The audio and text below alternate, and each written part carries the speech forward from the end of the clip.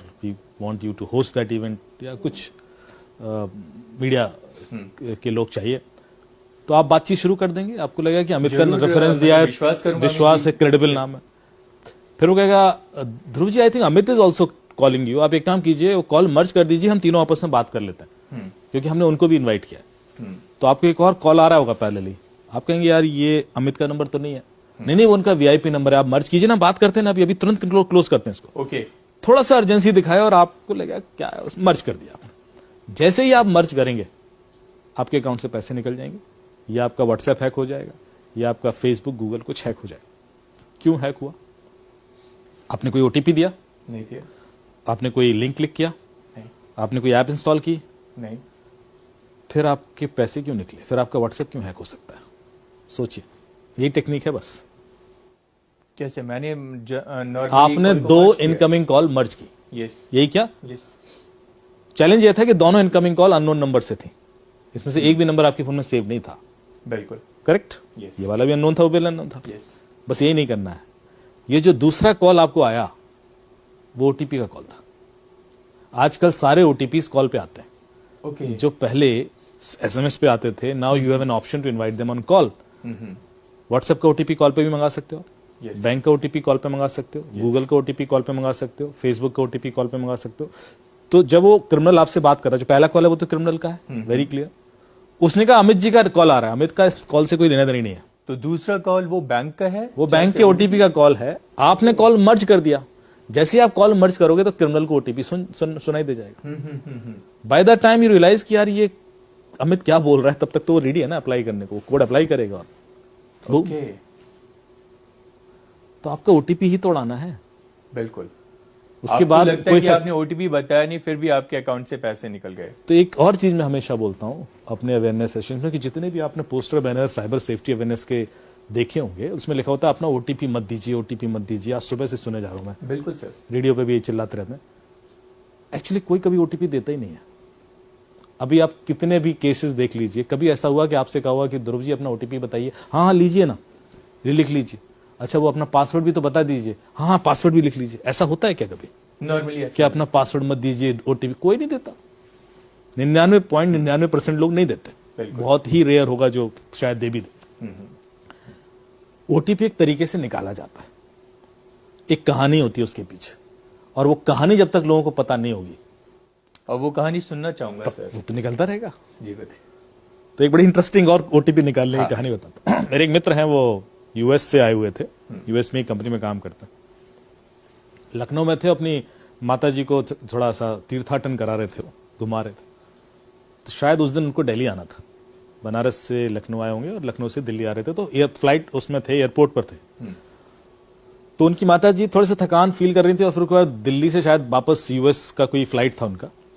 तो उन्होंने सोचा कि दिल्ली जब लैंड करेंगे उसके बाद जो उनका ड्यूरेशन है अगली फ्लाइट का, वो 6-7-8 घंटे का है, तो उस दौरान एयरपोर्ट के पास कोई होटल ले लेते हैं, वहां रेस्ट कर लेंगे।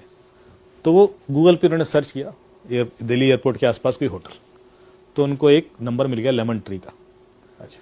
तो उन्होंने तुरंत कॉल लगा दिया। आप लेमन ट्री से बोल रहे हैं? हाँ जी लेमन ट्री से बोल रहे हैं। वो एक अभी मैं लैंड करने वाला हूँ 2 घंटे बाद, तो आप एक रूम बुक कर दीजिए, हिसाब कर देंगे। क्या चार्जेस? बताए इतने चार्जेस। बोले यार हमें तो 4 घंटे के लिए चाहिए, आप थोड़ा सा कंसेशन दे दीजिए। बोले सर वो तो अप्रूवल लेना पड़ेगा और ऐसा वैसा। Please please please. फिर थोड़ा ड्रामा किया उसने, कहा साहब अप्रूवल ले लिया हमने, 1800 रुपये में आपको 4 घंटे के लिए दे देंगे। वेरी गुड यार, मतलब हाँ, मतलब एक अच्छा होटल आपको 4 घंटे की थोड़ा डिस्काउंट दे दिया उसने। तो बोला ठीक है सर आप कर दीजिए बुक। तो बोले आप पेमेंट कर दीजिए। तो बोले आप अपना कार्ड डिटेल दीजिए। कार्ड डिटेल में कैसे दे दूं? बोले अरे मैं आपसे ओटीपी थोड़ी ना मांग रहा हूँ, मैं आपसे कार्ड डिटेल मांग रहा हूँ, ओटीपी मत बताना। हाँ पॉइंट है। उसने कार्ड डिटेल दे दिए, उसने कार्ड डिटेल भरे। उसने कहा सर वो 1600 रुपये का मैंने ओटीपी भेजा है, आप देख लीजिए ओटीपी आया होगा। तो उन्होंने देखा 1600 रुपये का ओटीपी आया था। उन्होंने कहा ये लीजिए। उसने ओटीपी डाला, 1600 रुपये चले गए।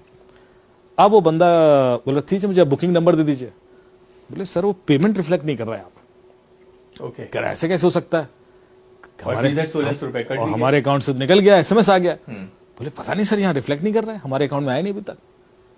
तो थोड़ा बहस होने लगी, यार मैं तो निकल गया और मैं तो ऐसा है। इतने में वो बोर्डिंग अनाउंस हो रही है कि फ्लाइट का, क्योंकि वो टाइमिंग ऐसा है। उनको लग रहा है यार क्लोज हो जाए मैटर तो पहुंचू वहां पे तो क्लियरिटी हो जाए, वरना फिर वही ड्रामा। तो बोलते हैं नहीं नहीं सर वो आया नहीं है पैसा, और अभी मैं कैसे रेफरेंस नंबर दे दूं, और तो जब तक आएगा नहीं कर सकता। एक काम कीजिए सर, आप ना मुझे अपना जो आपके अकाउंट से पैसे निकले हैं, बोले हाँ, तो उसका स्क्रीनशॉट भेज दीजिए तो मुझे कंफर्मेशन आ जाएगी। बोले हाँ कोई दिक्कत नहीं। उसने स्क्रीनशॉट लिया, भेज दिया। अब ये देखिए साइकोलॉजिकल गेम देखना, जो स्क्रीनशॉट भेजना आपके दिमाग में फीड करना था उसका पर्पज, कि आपको लगे कि स्क्रीनशॉट भेजने से कोई दिक्कत नहीं होती। तो आपने स्क्रीनशॉट लिया, भेज दिया, और वो उसने देखा। अब उसका रिएक्शन था, अरे सर यू आर राइट, 1600 रुपए दिए आपने, आपके तो अकाउंट से निकले, अब तो यू एब्सोल्युटली राइट सर। मतलब कितना इमोशनल। अब आप देखिए, हाँ पूरा हर चीज नोटिस कीजिएगा। तो फिर मेरे अकाउंट में क्यों नहीं दिख रहा है, मतलब कहीं गड़बड़ है सर। आप एक काम कीजिए, हो जाता है कई बार सर ऐसा, आप 1 रुपए और ट्रांसफर कीजिए, क्योंकि कई बार क्या होता है वो पिछला वाला ना क्यू में अटक जाता है। तो 1 रुपए जब निकलेगा तो ये वाला भी एसएमएस आ जाएगा। अब पढ़ा लिखा आदमी है, सब जानते हैं कि ऐसा नहीं होता, लेकिन कम्युनिकेशन इतना डेंस हो चुका है, इंटेंस, तो उन्होंने कहा ठीक है साहब 1 रुपए और कर लेते हैं, 1 रुपए में क्या नुकसान है। तो उसने बोले 1 रुपए का फिर ट्रांजेक्शन किया, बोले सर वो ओटीपी आएगा बता देना। तो इन्होंने देखा तो वो ओटीपी 16,000 रुपए का था। बोले यार ये ओटीपी तो 16,000 का है। बोले नहीं सर 1 रुपए ट्रांसफर किया मैंने। क्या बात कर रहे हो आप, मैं 16,000 क्यों ट्रांसफर करूंगा। अरे बोले नहीं ओटीपी 16,000 का। बोले नहीं 1 रुपए का, 16,000 का, 1 रुपए का। अरे आप स्क्रीनशॉट भेजिए सर, स्क्रीनशॉट भेज दिया।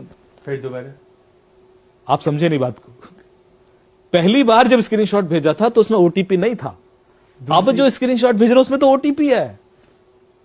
आपसे सीधे सीधे ओटीपी नहीं मांगा, आपसे घुमा से स्क्रीनशॉट निकलवा लिया। बात तो वही है ना। तो पहली वाली एक्सरसाइज में उसने सिर्फ आपके दिमाग में डाला कि स्क्रीनशॉट भेजने से दिक्कत नहीं होती। जैसे ही दूसरी बार में स्क्रीनशॉट भेज जाओ, उसने ओ ये क्या कर दिया मैंने तो ओटीपी भेज दिया। तो उसने अप्लाई किया, निकल गए 16,000। ये तो वो फ्लाइट बोर्ड करने वाले थे। तो आप देख रहे हो टेक्निक्स कितनी सोफिस्टिकेटेड। हर ओटीपी के पीछे कहानी है, और ऐसी 12-13 कहानियां जो ओटीपी चुराने की ही है मेरे पास अलग अलग क्लाइंट से आती।